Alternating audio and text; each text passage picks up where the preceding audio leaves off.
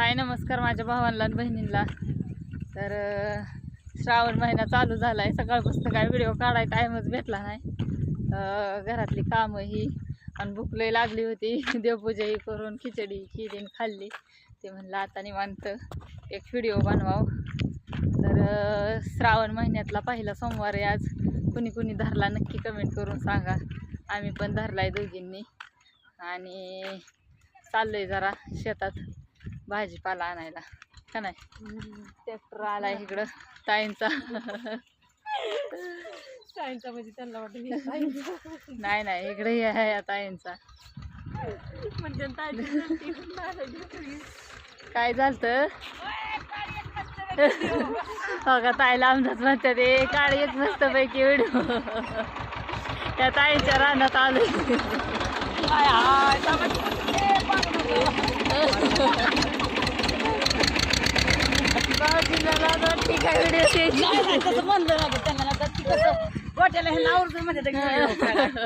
काय निघालंय आणायला तुम्ही बोलावलेलं म्हणून आलोय.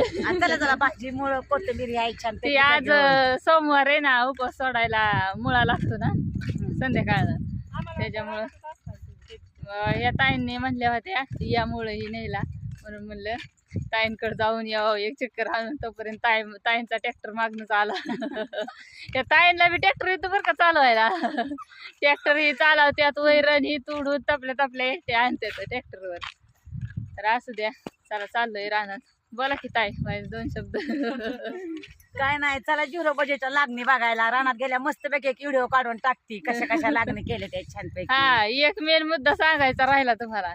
झिरो बजेट म्हणजे ह्यांच्यात म्हणजे असं जास्त खर्च करत नाहीत पिकांना आणि पीक तर जोरात असतं एकदम. आणि एकच पीक पण त्यात 10 पिकं दुसरी वेगवेगळ्या प्रकारचे घेतो. आता रानात गेल्यावर दाखवतो तुम्हाला मस्त पैकी व्हिडिओ काढून काय काय केलंय ती छान पैकी. हा, तर असू द्या बघा. तुम्हाला येत नाही का बोलायला? त्यांना बी येतंय बोलायला पण लाजतात. तर असू द्या बघा, पुढं दाखवते अजून रानात गेले. हो काही ही बाजरी पेरली त्यांनी, त्याच्यात लाल फ्लावर केलाय बघा. लाल आहे ना चायनीजचा का नाही? चायनीज मध्ये टाकते ही तसला फ्लावर आहे. फ्लावर का कोबी? कोबी. हा हा, चला तुम्हाला दाखवते आणि काय काय ताईंनी केलंय. हा, शेवगा लावलाय. त्याच्याचं उत्पन्न चालू होतं. वांग लावलंय, वांग्याचं उत्पन्न चालू होतं. त्याच्या आधी कोबीचं उत्पन्न चालू होतं. तो कोबी लावलाय. हा, म्हणजे एकाच लाईनीत बघा किती लावलंय. इथं शेवगा की लगेच वांग. शेवगा मोठा होस तर आधी वांग्याच्या अगोदर बी कोबी निघतोय का नाही? हा, कोबी निघतो आणि नंतर मग वांग चालू होतं. वांग संपायला शेवगे उत्पन्न परवडतं. आणि हे काय आहे? आणि हे मधलं रांजी रिकामं राहतंय का नाही, त्यात पालक पेरलाय. पालक आहे हो काही, म्हणजे पाळी घालून ठेवायचं ती, मग तोवर ही चालू होतं, ह्याचं उत्पन्न चालू राहतं. हा, आणि असंच पुन्हा असंच आहे पुढं सगळीकडं. हो का, इकडं ही कोथिंबीर पेरली. ह्या मधल्या गॅप म्हणजे इकडं पालक होती आणि आता इथं कोथिंबीर आहे. ही बारकी छोटी छोटी, तुम्हाला आता एवढी दिसत नसन, छोटं छोटं दिसतंय ना, ही कोथिंबीर आहे कडपर्यंत. म्हणजे अख्खा एक साराच आहे त्याचा. हा, नाही औषध असतात एवढी तेवढी, त्याचं औषध कवा तरी असतात. नाही तर शेतकऱ्याचं कसं होतंय, एकाच उत्पन्न म्हणलं की म्हणजे पुरता खर्च निघतच नाही ना. असं म्हणलं की ही होतंय, खर्च निघून जाते. एक चालू होत तर एक प्रकार. हो का, अजून बी कोथिंबीर पेरली या, नंतर इकडं मेथीची भाजी पेरली या. ही पिकं कशी 6 महिन्यात निघून जाते. हा, हो काही मेथीची भाजी. आणि मग तोवर वांग चालू असतं. ही भाज्या कोथिंबीर सगळ्या निघून जाते त्या. आणि 2-3 प्रकारचं वाण केलं की बजेट बी परवडतं इकाय जायला हे करायला. म्हणजे असं पालकाची भाजी म्हणा, कोथिंबीर, मेथी, अजून नंतर पाठीमागं शापूची भाजी पेरलेली आहे बघा. आणि पेरली औषध बी मारलं नाही ना अजून ह्याच्यावर का मारले? थोडस औषध मारलंय. हो का, त्याच्यातच आम्ही एक दोडका लावलाय. की वांग टीजिंगला घ्यायचंय पण दोडका छोटा आहे का, आता शिक उगावलाय. आणि ह्या वांग्याच्या टीजिंगला दोडका बी घ्यायचा पण वांग पूर्ण चालू होतं, हे दोडका सुद्धा चालू होतो.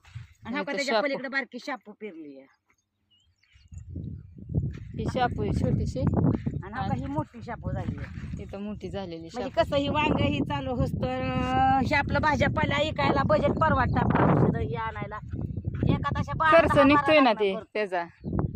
म्हणजे खर्च औषध. निघून जातो हा. खूप पाणीचा ह्याचा औषधाचा ह्याचा. तर असं केलंय बघा. कशी वाटली तुम्हाला ही शेती नक्की कमेंट करून सांगा. हो का इकडे बी दिसतंय सगळीकडे तुम्हाला ही शापू मोठी झालेली आहे आणि तिकडं छोटी छोटी पिकं आहेत सगळी. शेतकरी आई भाऊजीला असते नको म्हणतात. बरं असं भाऊजी चालतं. आल्या तर इकडून तुझा हात नाही बघत्यात. बरं असं नाही चालत. तर असू द्या बघा. नक्की कमेंट करून सांगा तुम्हाला आवडला व्हिडिओ तर. हा मुळण ही बी आहे तर तिकडं. चला मी तुम्हाला पुढचं बी दाखवते. त्याच अजून वरुंबा मोकळं होतं गावात येतं म्हणून मुळं लावले ते आता मुळं चालू झालं श्रावण महिन्यात हो का? विकायला. ही मुळ आहेत सगळं बांधायला लावलेलं.